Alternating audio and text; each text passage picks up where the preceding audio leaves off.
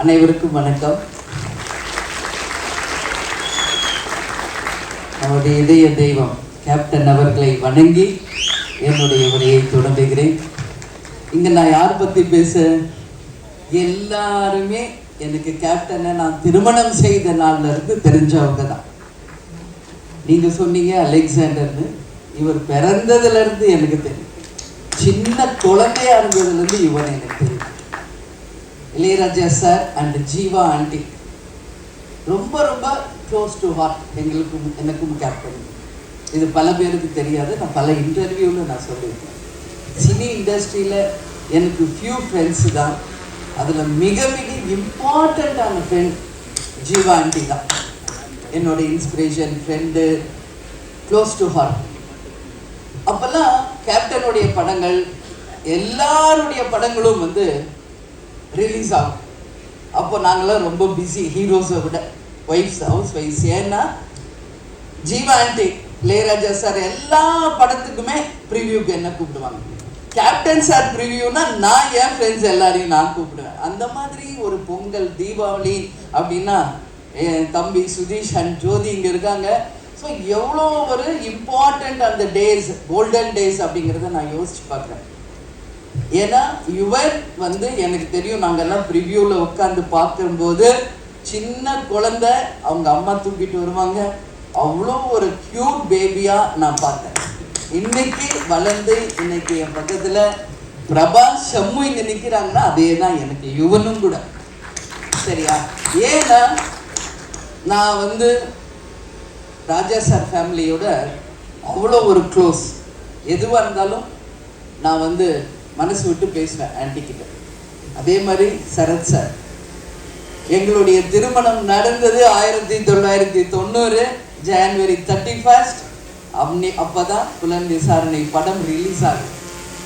Sir கேப்டனோட நடித்து அந்த படம் பிளாக் பஸ்டர் ஹிட். அப்படிங்கிறதுலேருந்து இன்னைக்கு வரைக்கும் கேப்டனுக்கும் சரத் சாருக்குமான அந்த பாண்டிங், அந்த நட்பு மிகப்பெரிய அளவில், எவ்வளோ பிரச்சனைகள் இருந்தாலும் மிகப்பெரிய அளவில் இன்னைக்கும் ஸ்ட்ராங்காக நிற்குது. கேப்டன் நடிகர் சங்க தலைவராக இருந்தப்போ ரைட் அண்ட் லெஃப்டாக சரத் சாரும் நெப்போலியன் சாரும் அப்படியே நிற்பாங்க கேப்டன் கூட. எல்லாமே அவங்க ஒவ்வொரு நிமிஷம் நம்ம பழச நினச்சா ஒன்றுமே கோல்டன் டேஸ் தான். அதே மாதிரி தான் பொன்ராம் சார், அவருடைய திரைப்படங்களை பார்த்தாவே அவ்வளோ காமெடியாக இருக்கும். எங்கள் அம்மா அவருடைய மிகப்பெரிய ஃபேன். இதை பல முறை அவருக்கு நான் சொல்லியிருக்கேன். வருத்தப்படாத வாலிபர் சங்கத்தில் அந்த ஊதா கலர் ரிப்பன் சாங்கை பார்த்தா எங்கள் அம்மா எந்திரிச்சு உட்காந்து பார்ப்பாங்க, படுத்திருந்தா கூட. ஸோ அந்த அளவு அவங்களுக்கு பிடிச்ச படம் முகேஷ். முகேஷ் ஃபஸ்ட்டு இந்த படத்தில் ப்ரொடியூசராக வந்திருக்காரு. அதுக்கு முன்னாடி சண்முக பாண்டியனுடைய முதல் ப்ரொடியூசர் என்னுடைய பிரதர் எல்கே சுதீஷ். அவரை நான் இப்போ ஸ்டேஜுக்கு வரணும்னு சொல்லி கூப்பிடுறேன்.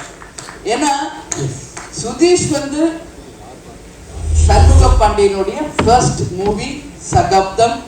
அவருடைய தாய் மாமா மட்டும் கிடையாது, அவருடைய எல்லாமாக இருந்து சண்முக பாண்டியனுக்கு சகாப்தம் படத்தை ப்ரொடியூஸ் பண்ணவர் சுதீஷ். அதனால இங்க எல்லாருமே எனக்கு புதுசு இல்லை, எல்லாரும் ரொம்ப வருஷம் எனக்கு தெரிஞ்சவங்க தான். அதே மாதிரி கேமராமேன் சார், நான் ஷூட்டிங் லொக்கேஷன் 1 or 2 days தான் போனேன். ஸோ அவ்வளோ க்ளோஸ் ஆனார். ராஜேஷ் சார், உங்கள் படம் ரொம்ப பிடிக்கும் கேப்டனுக்கும் எனக்கும். Jawahar sir, all the best, ஜெயிக்கிறோம் நம்ம அப்படின்றது இப்போ சொல்கிறேன். கல்கி, உனக்கு நல்ல ஃப்யூச்சர் இருக்கு, உனக்கு சொல்கிறேன்னா ஆல் த பெஸ்ட். ஏன்னா காமெடி பிரமாதமாக பண்ணியிருக்காரு. பொன்ராம் சார் ப்ரொடியூசர் மூவி பார்க்க என்ன அழைச்சாங்க. அப்போ நான் போய் பார்த்தேன் படத்தை. நீங்கள் பார்த்துட்டு அது சொல்லணும். ஆஸ் எ மதர் நான் சொல்லலாம், அம்மா இல்லை அதனால சொல்கிறாங்கன்னு. ஆக்சுவலி உண்மையிலேயே இந்த படம் குடும்பமாக போய் தியேட்டரில் கொண்டாட வேண்டிய ஒரு திரைப்படமாக நிச்சயம் தமிழக மக்கள் இதை அங்கீகரிப்பாங்கன்றதுல மாற்று கருத்தில்லை. விஜய் பிரபாகர் அண்ட் சண்முக பாண்டியன் கேப்டனுடைய தவ புதல்வர்கள். அதை கரெக்டாக நீங்கள் நோட் பண்ணீங்க. சண்முகா என்ட்ரி ஆகுறாரு, எந்திரிச்சு நின்று அதை ஃபோனில் ஷூட் பண்ணுறாரு பிரதர்னா, அதுதான் அவங்க 2 பேருக்குள்ள அந்த பாண்டிங். ஸோ அண்ணனுக்கு தம்பியும் தம்பிக்கு அண்ணனும் எப்பவுமே ஒன்றா தான் இருப்பாங்க.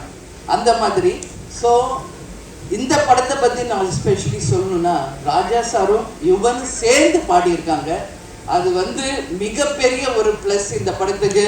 ஒரு அம்மா பாட்டு சென்டிமெண்ட்னாலே அது ராஜா சார் பாடினாதான் அது எல்லாருக்கும் விரும்புவாங்க.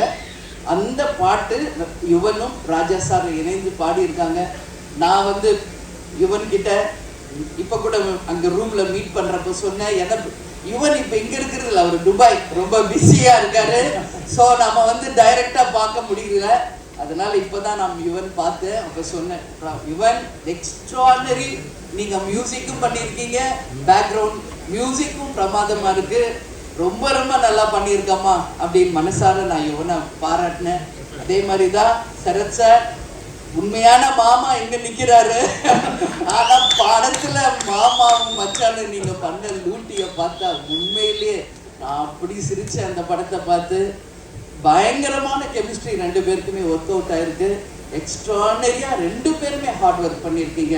துப்பாக்கியை புடிங்க பாண்டி அண்ட் சொல்றதுலே தெரியும் அந்த அளவு ஒரு பாண்டிங் அவங்களுக்குள்ள. முகேஷ் ஒரு சின்சியர் ப்ரொடியூசர்.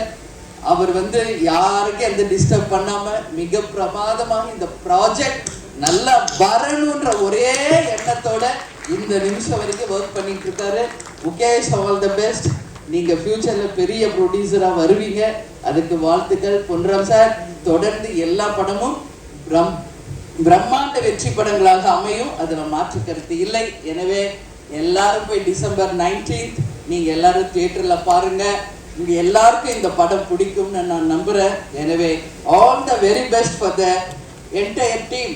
அதாவது நம்மளுடைய ஸ்டார் மூவிஸ் கொம்பு சிவிக்கு, அதே மாதிரி டான்ஸ் மாஸ்டர், ஃபைட் மாஸ்டர், எல்லாரும் இந்த படத்துக்காக ஒர்க் பண்ண அத்தனை பேருக்கும் கேப்டனுடைய ஆசீர்வாதத்துடன் உட்கார்ந்து இருக்காங்களே, கேப்டனை தன் உயிர் மூச்சாய் கொண்டுள்ள எங்கள் அன்பு கழக உடன்பிறப்புகள் அத்தனை பேருக்குமே என்னுடைய நன்றிகளை தெரிவிச்சுக்கிறேன்.